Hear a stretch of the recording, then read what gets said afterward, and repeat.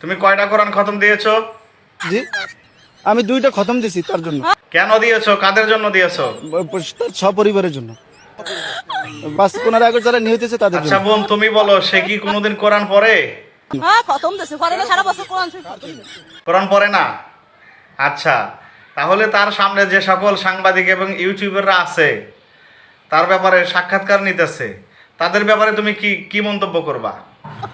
আপনারা এগুলো সরাবেন নাকি আপনারা ও, পাগল হয়েছেন? মানে ওনার সাথে ওনারাও পাগল হয়ে যাবে। নাউজুবিল্লাহ মিন জালিক। সম্মানিত প্রিয় ভাইরা, মূলত এই